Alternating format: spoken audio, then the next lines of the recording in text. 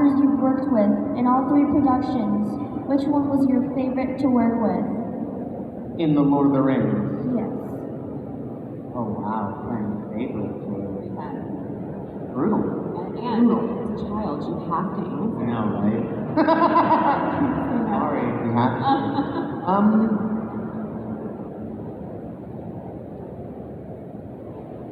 Well, I spent most of my time with Sean Astin, and that relationship was so paramount to my character's journey and my experience on that film, in this series of films. Sean is, family, and we immediately fell into that dynamic, and we still have that dynamic now in a way, kind of like brothers. So that relationship is extremely important to me. I don't know if I have a favorite really. There are special relationships with people and cast members in those films for different reasons. Like getting a chance to work with Christopher Lee, for instance, who is a legend. Like what an unbelievable gift to sit on a set and hear stories from him about his experiences, over the 80 plus years that he'd been a working actor with all these incredible people, not to mention, his military experiences. Just, it's like talking to someone who is a history book that you could just sort of mine for these amazing stories. So that was amazing and kind of a gift. Working with Ian Holm, an absolute legendary actor who every single take that you would do with him as Bilbo would be completely different from the one before it, which was totally inspiring and incredible. Ian McKellen, this person who like Ian Holm was sort of acting legend from England and both the stage and the screen, and such a gentle heart and such a, a sort of rascal and filled with great humor. And he was amazing and kind of like an uncle to all of us. I don't know, I could kind of go on. The cast was really filled with this extraordinary group of people who we all very quickly became a family. We were all away from our homes, living in New Zealand. That place, what makes the movies and making those films so special and so different from any other experience we've had before and since, is that it was over such a long period of time, and we were so removed from our lives at home. And so we, the cast and the crew, became our family. And that's really significant. So it's, when you ask about a favorite, it's really hard to sort of extrapolate or extract one individual, because we were all a family together. It's so special. Morning. Morning. So I'm going to shift a little because Lord of the Rings was beloved and wonderful, but I think the thing I saw you in directly after Lord of the Rings was Sin City, where you play Kevin. Yeah. What was that like to go from this character, Frodo, who is at heart good, flawed but good, to go to Kevin, who is awful? Yeah. So fun. So fun. So the story of how that all came to pass, I actually had, because I've worked with Robert on a movie called The Faculty, and then Spy Kids 3. And so Robert was in town in Los Angeles, and myself and our friend George had dinner together, and we were just catching up, and Robert was telling us at that dinner that he was working on adapting Sin City, which was wild because I had literally just poured through every single graphic novel and was imagining how incredible it would be to see that come to life. And in my mind, it could only really be done animated because it's so specific. Frank Miller's drawing and that art. And he was like, "Yeah, I'm working on it with Frank. And in fact, if you want to come out to the car, I've got a test you can see." And it's the opening scene. So the opening scene with Josh Hartnett on that balcony was the test that they did him and Frank, to prove that they could, it was their proof of concept, that they could bring that animation, or rather the drawings, to life in a way that would make sense and be a viable film, all on green screen and everything. So I went to his car, and on his laptop he had that opening sequence, and we were both, myself and George, totally fucking blown away. And over that dinner, George was like, you should get Elijah to play Kevin. And I was like, yeah, that'd be great. Like, you know, not taking it seriously. A couple of months later, they started the casting process in earnest, and he was like, hey man, do you want to come put yourself on tape for Kevin? And what that entailed, because Kevin does not speak a word of dialogue, as you know, was I just went to a hotel room, and he shot me like in, you know, sort of portrait, slowly zooming in on my face as he read a passage from the book, and I just stared at the camera. That was it. With glasses on. That was my audition, and I got the role. So and then the shooting of it was incredible. It was 2 days. All of Kevin's material was shot in 2 days. Mickey Rourke had already wrapped, so I was working opposite Mickey Rourke's stunt double, and it was just a joy. You know, every shot was a panel from the comic. So the comic was essentially our storyboard. Frank Miller was there, on set, but also in a room, coming up with other shot ideas, drawing, and like, should we do this? You know, Frank was there as a guide for me to play the character in an authentic way. How fucking unbelievable is that? I was on wires doing like crazy kicks, and it was with no training and no real prep. Totally hurt my back. It was awesome. And it was just a blast, you know? And because we had this visual reference of the comic, I'd go, oh, I know what this is, great. I can service this particular frame and this frame. It was just awesome, so fun, and fun to get to play a character so evil, and, you know, he believes he's righteous, he's sort of divine, very religious, and eats people, you know? Well, you were terrifying. Thank you. Thanks. My name is Sebastian. I'm from Orange County, New York. So I know a lot of people are here because of your performance in Lord of the Rings, but I think another phenomenal project you were part of was Cartoon Network's Over the Garden Wall. Oh, yeah. So I'll keep the question simple. What was it like to go in and record for that show? Oh, man. It was great. And that project kind of evolved over time. When they initially asked me to lend my voice to the character of Work, it was for a short film. Still being funded by Cartoon Network, but the scale and scope of it was not the entire miniseries that it became. It was this short. And I was just blown away by the drawing style of the world that they were creating.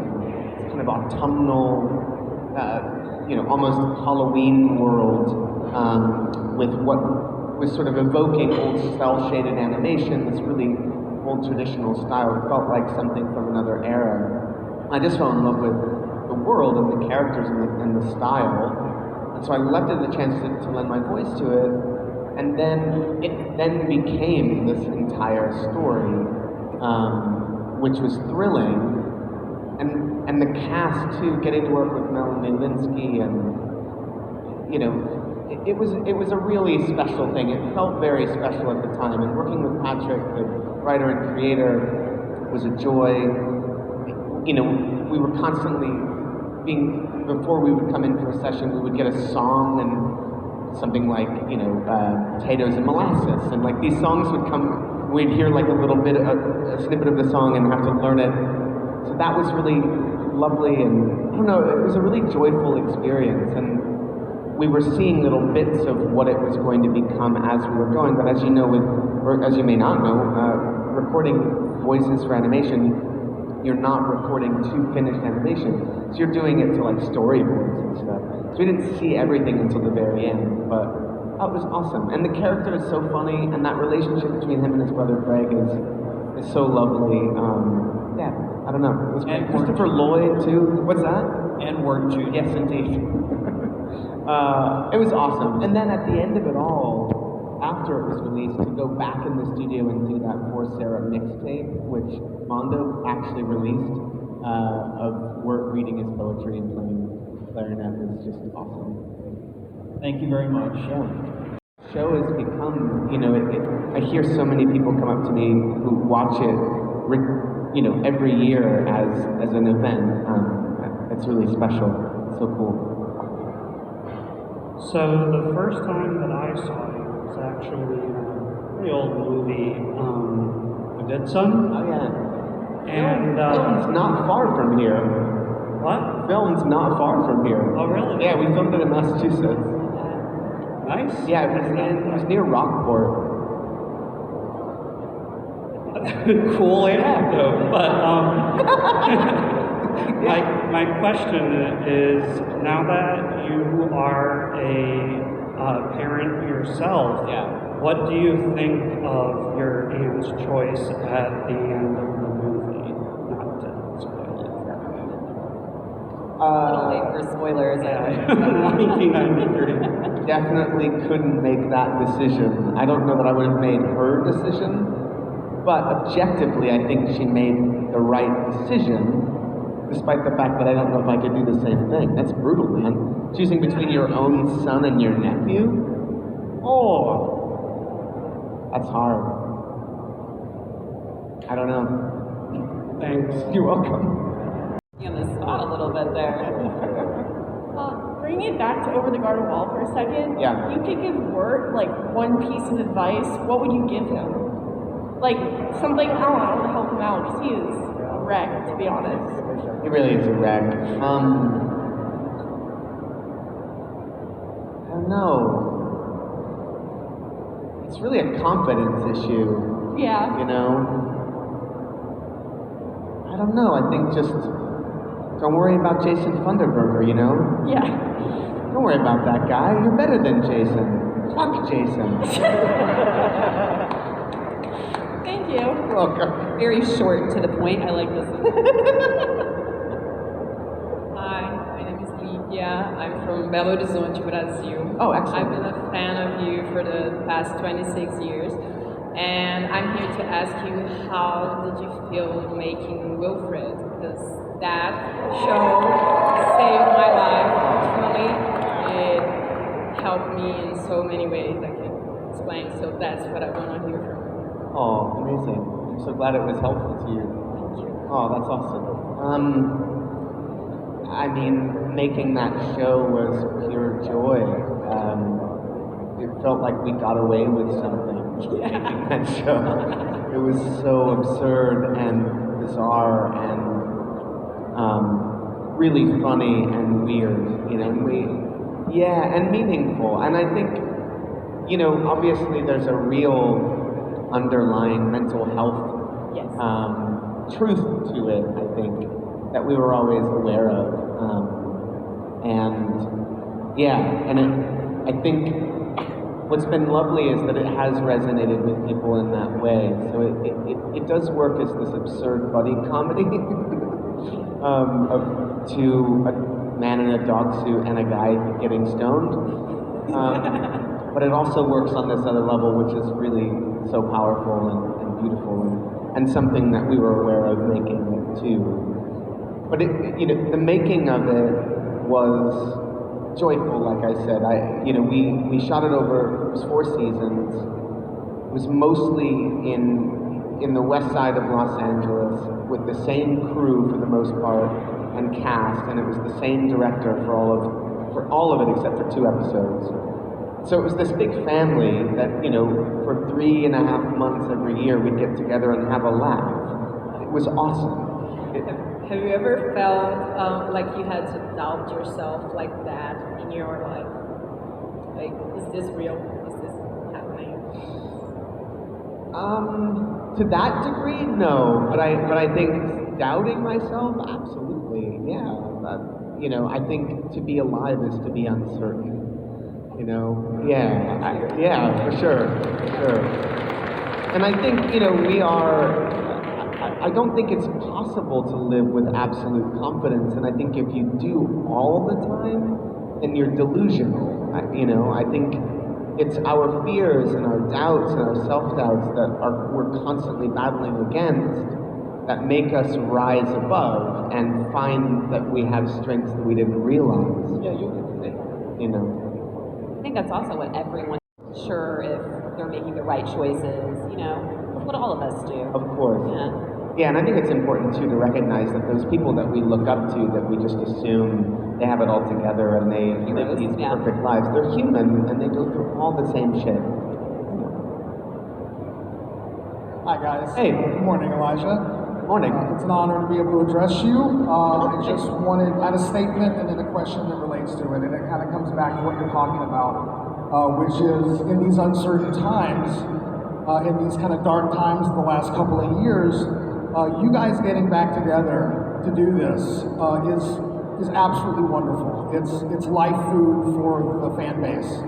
And I just want to say thank you and the gratitude of that. Oh, thanks. Oh, that's so great. Your picture on Abbey Road, your rap on Colbert, it just fed us, and it was so meaningful.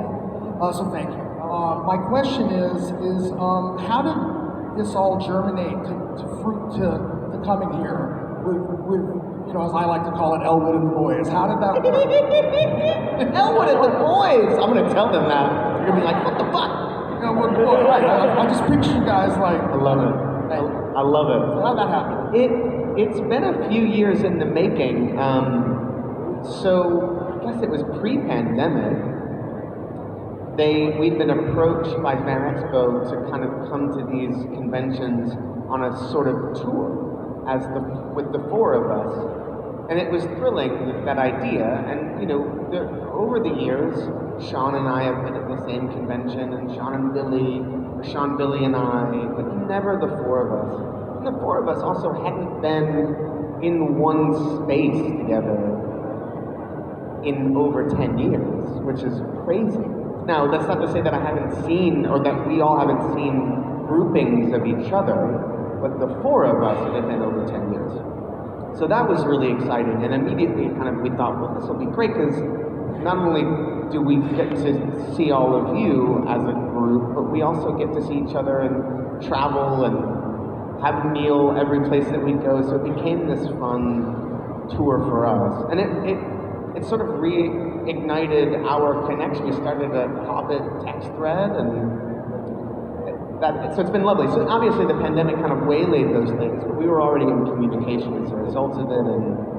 And then, there were these sort of milestones with the 20th anniversary of filming the movies, which was 2019, would have been the 20th anniversary of actually going to New Zealand and starting production. And then the release of Fellowship, that 20th anniversary. So there were these sort of milestones. And then during the pandemic, it was Josh Gad who was doing these sort of, reunions on Zoom. Yeah. And got us all together to do this reunion. So that was fucking awesome, and so many participated in that, and Peter and Kate Blanchett and Ian McKellen, and it was really amazing and joyful. And then, it's just sort of been a series of these things. And the Alamo Draft House re-released the movies in cinemas to try and drive people back to cinemas again. So they had us do a series of Q&As moderated by Stephen Colbert. So we did that, and that was really fun. And then there was the Stephen Colbert, because there's been a lot of talk about what are we going to do for the 20th anniversary. Nothing huge came together, but Stephen Colbert wanted to do something, so that's where that rap came from. So it's just sort of like this series of ways to keep us together and communicating and expressing and also remembering, which has been so lovely. And then it came time to be able to, where we were safe enough to do this again. And so they resurrected all these dates where we could get on tour. So that's sort of how it all came together, and it just sort of organically happened around these sort of milestones, these kind of 20th anniversaries, which is really lovely. It's been really fun. Thank you. Congratulations on the new child. Oh, thank you so much. given us what we never knew we needed, which was line dancing hobbits. That's right. If you guys haven't seen that, I highly recommend that you go Google it. Check that out. Sorry about that. That's all right. My name is Seth, and this is my son Xavier. Hello, Xavier. First off, I just wanted to say when I was a teen, I played a game called Legend of Spyro. Oh, yeah. You voice acted that? I did. Loved that series. Amazing. I didn't realize quite the impact that Spyro had on people until, hello. He wanted to say hi, too. Hi, Xavier. Until I started hearing about it from all of y'all. It obviously really impacted people, the Spyro games. I didn't know. Yeah. One last thing. Yeah. My wife, Beth, I love to tease her, and she's very shy. Yeah. But she's also a giant fangirl for The Hobbits. And would you mind just saying hi to her to help me tease her? Where is she? Where's Right there, Beth? hiding behind this guitar. Oh, how cute! Hi, I met you yesterday. Yeah, I plan on doing this to her more. Okay, good. Oh wait, didn't you do this in Dom's thing? Yeah, Beth. Making the rounds of embarrassing your wife, I approve. Unfortunately, I missed her favorite, which is Sam. Oh. Well, Sean's still here, just saying. You still have time. You have time. We only have a time for probably 2 more questions. Are you going to be in speech? Elijah, please come to his table so he can have a little conversation with you. Yeah. I can't even order coffee without I guess I had a question. You kind of already answered it, but Spy Kids 3, what the heck? That was the weirdest thing as a kid. I was like, why is Frodo here? But it was the best thing ever. So why were you in that? What was going on? That was, yeah. Thanks. Yeah. So that literally was, I had worked on the faculty with Robert. Robert called me and was like, hey man, I'm doing a third sequel to Spy Kids that's going to be in 3D, and I've got this idea for you to play the guy. Do you want to come down for a day to Austin? I was like, fuck yeah. He described the basic concept. He's like, it's sort of like The Chosen One, but I'm calling it The Guy. And the big joke is that you come in to save the day and you've got 99 lives and you're taken out in a second. I was like, that's brilliant. So that's it. There's nothing more to it. It was like, cool, come down to Troublemaker, come down for a day, play the guy, it'll be hilarious. I was like, yeah, sure.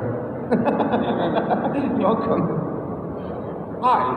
Hello. So I just started reading to my 7-year-old niece The Hobbit for the first time. Oh, cool. And she is in love with it. And now that you're a father, how old would you say that you're going to wait until you would read to your child The Hobbit and Lord of the Rings? It's a great question. I've been thinking about it, and I hate that I have to wait for a lot of things, like movies that I want to show my kids, and not music so much, but movies and books. Obviously there's certain things that just have to wait. The Hobbit, 7 feels right. 6, 7 feels right. I wouldn't start any earlier. I suppose 5 could work, but it's also about that perfect age where there's not only it's not too scary, but there's also a level of engagement and focus, so that you have their attention.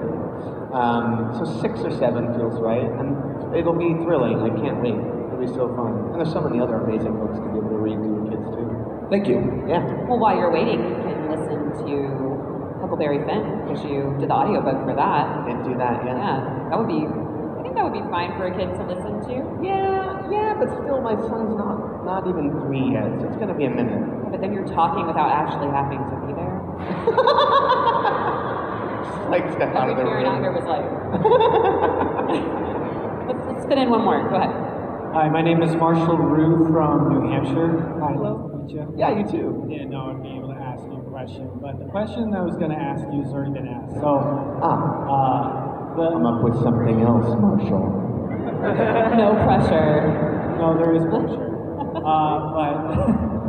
But what I wanted to originally ask you was, when you get time to sit down and have some time for yourself, with all the movies and different types of references, I'll just cut to a go straight to the point. Do you have any graphic novels or books that you'd like to just sit on the couch and read, and just, or do you have any books that you'd like to read? I don't know how to properly explain this question. I get it. No, I get it. Yeah. Because you said something about graphic novels. Yeah. Or just literary works that you, off the top of your head, say, I love this. Would you, care to share us what you'd like to share with and thank you. Yeah, of course. There isn't anything that I go back to with any regularity, but a pretty major graphic novel, or rather comic experience that I loved. I read through all of Preacher when we were making Lord of the Rings. So fucking awesome, and the series was great too. They did a really good job of bringing that to life. I wish it would have carried on for more, but yeah, Preacher was a pretty formative experience. One of our technicians in Weta, named Sean Foote actually, and he did put on my feet on occasion.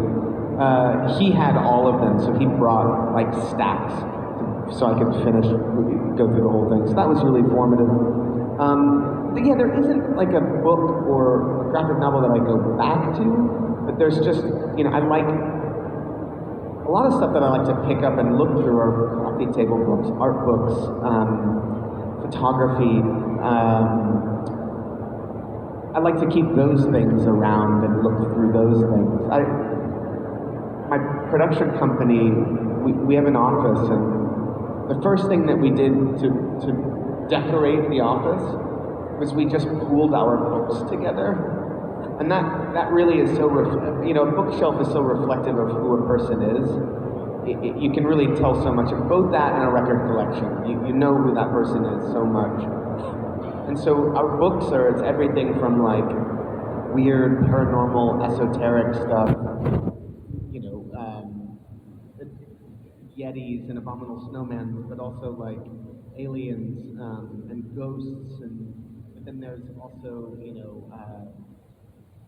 incredible photography books, and I have this amazing book on. Sounds like you feed off a lot of illustrations. Yeah, concepts. That is big. Yeah, It doesn't need to be a story. It doesn't have to be. It doesn't have to be narrative. Yeah, just ephemera. Yeah. Cool. Design, architecture, that kind of stuff. Yeah. That's the thing. Yeah. We do have to wrap it up, guys. I'm so sorry if we didn't get to your question. Please come over to his table so you can have a conversation with him. And if we can get a big round of applause for Mr. Elijah Wood coming out for us today. Thanks, y'all. Thank you guys so much, Boston. Please sit out.